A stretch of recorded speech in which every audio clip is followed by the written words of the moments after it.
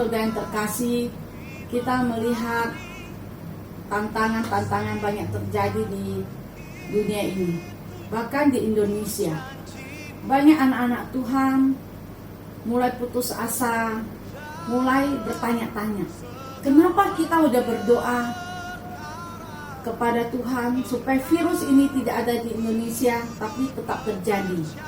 Saudara, kita percaya Roma 8 ayat 28, Tuhan turut bekerja segala sesuatu untuk mendatangkan kebaikan. Kita percaya tantangan masalah apapun yang kita hadapi, Tuhan turut bekerja segala sesuatu.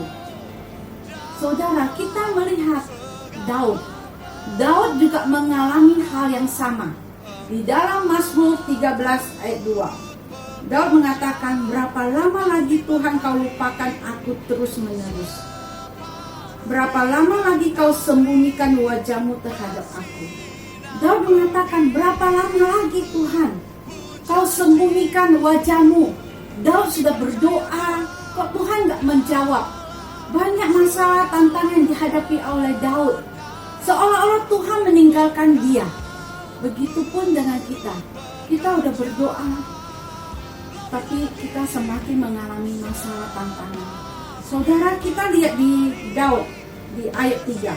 Berapa lama lagi aku harus menaruh kekhawatiran dalam diriku dan bersedih hati sepanjang hari?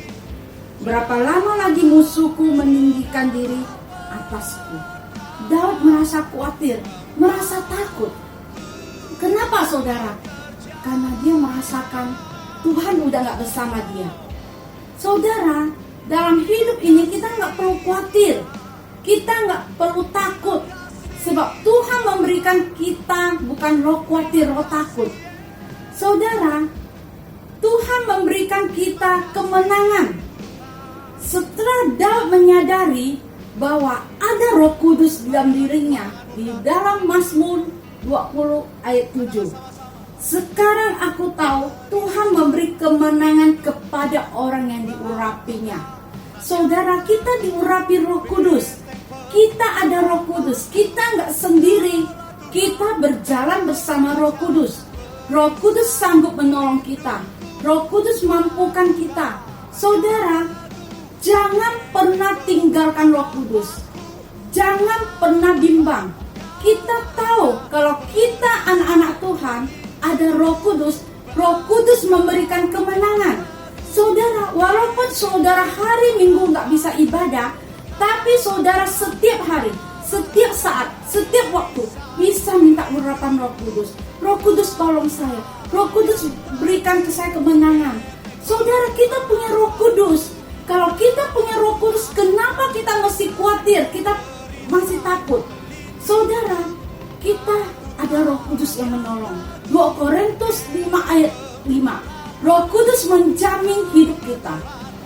Saudara, setelah kita diurapi Roh Kudus, setelah kita ada Roh Kudus, kita harus punya iman. Iman yang kita miliki, iman Roh Kudus. Di dalam 2 Korintus 4 ayat 13, firman Tuhan mengatakan, namun karena kami memiliki roh iman yang sama, seperti ada tertulis, aku percaya sebab itu aku berkata-kata. Saudara, kita harus perkatakan firman, harus perkatakan yang positif. Jangan perkatakan yang sia-sia. Jangan perkatakan yang virus corona terus.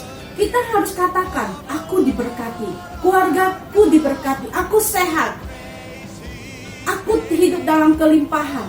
Saudara, perkatakan firman. Perkatakan firman.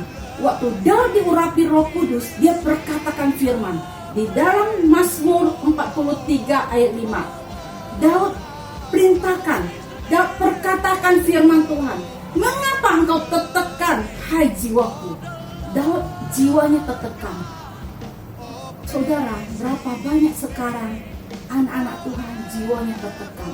Mereka kehilangan damai sejahtera. Mereka merasakan khawatir, takut, merasakan gelisah. Jiwa itu apa? Jiwa itu pikiran, jiwa itu perasaan. Sekarang anak-anak Tuhan jiwanya tertekan. perasaannya takut. Daud katakan, dan mengapa engkau gelisah di dalam diriku? Daud perkatakan, Daud usir semua roh ketakutan. Begitupun dengan kita, saudara-saudara. Kita diberikan kuasa Roh Kudus. Kita tangking semua roh ketakutan, roh yang membuat kita tertekan, yang membuat kita gelisah. Kita ikat semua roh itu, saudara. Supaya roh kita ada damai sejahtera, kita harus isi firman. Kita harus perkatakan firman. Kita harus banyak renungkan firman Tuhan. Harus mendengar firman Tuhan. Jangan mendengarkan hal-hal yang negatif.